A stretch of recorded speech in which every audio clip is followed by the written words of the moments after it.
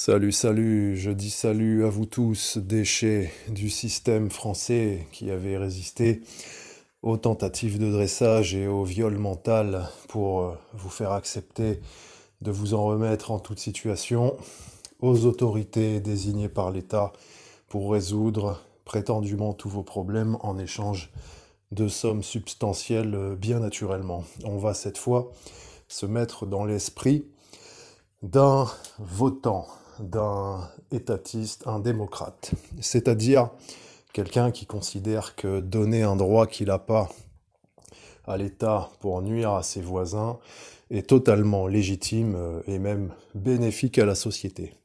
Quelqu'un qui croit que les candidats disent la vérité dans leur programme et qu'il n'y a pas de corruption qui intervient dans les votes. Voilà, je sais que ça fait beaucoup. Admettons, c'est juste pour l'exercice, hein. On part de ces postulats de départ. À partir de là, donc, imagine que tu es un tel démocrate et que tu veux aller voter. Il reste un énorme problème quand même. C'est que un vote égale un vote. Les votes sont tous égaux, alors que chaque citoyen a une valeur différente dans la société. Chaque citoyen a des intérêts, des engagements différents. Ça, c'est un très gros problème. Imagine par exemple que tu es actionnaire d'une boîte. Tu participes à l'AG qui se tient pour prendre des décisions méga importantes et donc ce jour-là sont rassemblés les différents actionnaires qui détiennent entre 1 et 10% de parts par exemple.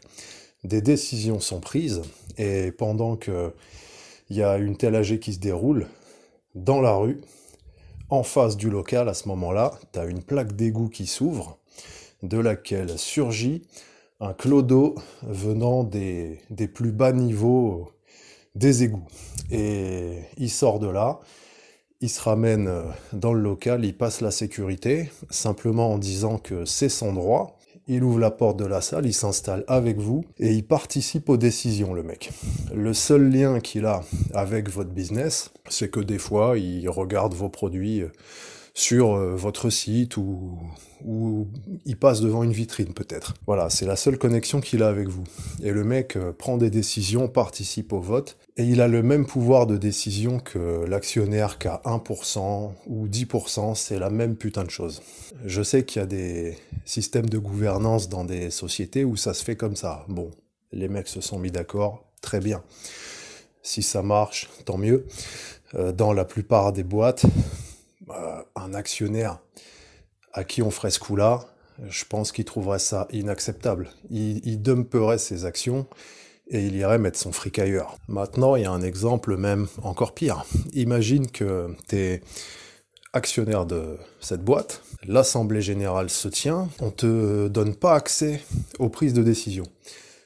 Le clodo qui sort des égouts y a accès, lui il peut voter, il peut prendre des décisions qui vont impacter tes futurs revenus, qui vont impacter cette société. Toi, t'as pas le droit, parce que t'as pas la nationalité française ou que t'es mineur, par exemple. Comment tu fais pour accepter ça, en tant qu'actionnaire? Voilà, moi je trouve ça inacceptable. Bon, ça c'était pour le point au niveau de l'engagement, l'intérêt que tu peux avoir dans la société.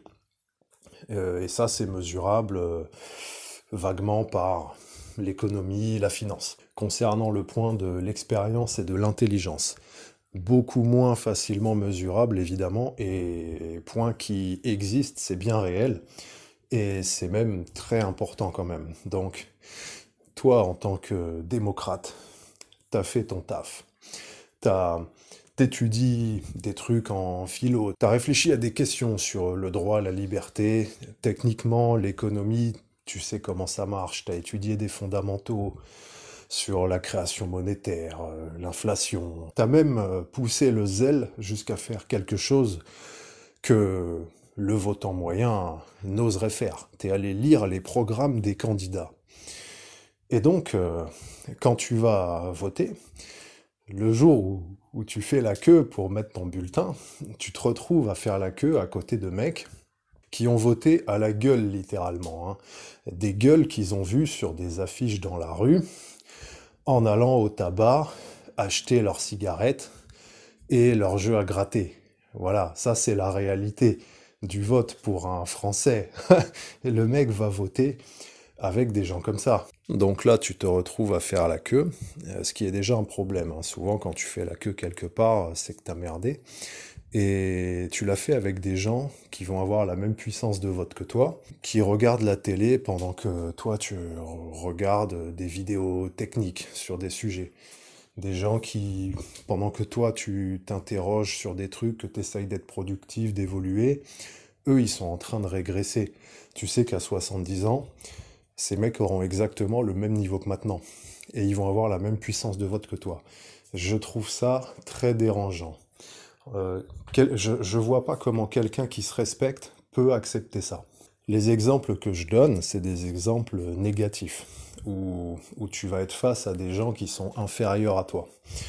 Ça peut aussi être l'inverse. Tu peux aussi avoir des gens supérieurs à toi. Dans ce cas, comment tu peux accepter d'avoir le même pouvoir de décision que quelqu'un qui serait beaucoup plus engagé, qui aurait beaucoup plus d'intérêt, qui serait beaucoup plus actif que toi? Imaginons même que c'est toi qui es dans la situation de l'être le plus nul, qu'on n'a rien à foutre, qui s'intéresse pas à la politique, qui a pas trop envie d'évoluer, qui a une petite existence quelconque, il s'amuse, il fait sa vie, aucun problème. Simplement, le mec en a rien à foutre d'étudier ces questions-là. Toi, si t'es un mec correct, comment tu peux accepter que des mecs qui ont des intérêts énormément supérieurs aient pas plus de puissance que toi? Déjà, c'est pas correct, c'est même nuisible pour ceux qui sont le moins aptes à prendre ces décisions-là.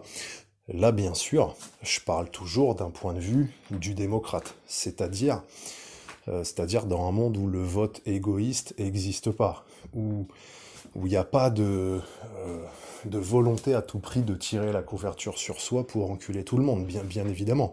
Quand tu votes, c'est toujours pour le bien de la société, pour le bien commun, hein.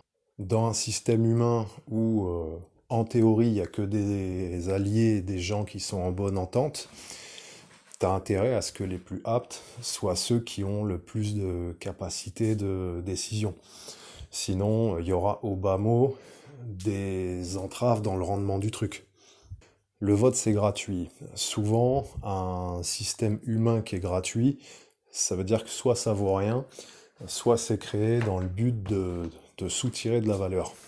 Quant à le groupe criminel dominant dans la société, qui met à disposition de la masse une illusion de moyens de participation à la prise de décision, en mettant tous les individus à égalité, sans faire de différence entre l'expérience, l'intelligence, les intérêts, la participation qu'ils peuvent mettre chacun, ça veut clairement dire, pour nous, vous êtes tous que des esclaves.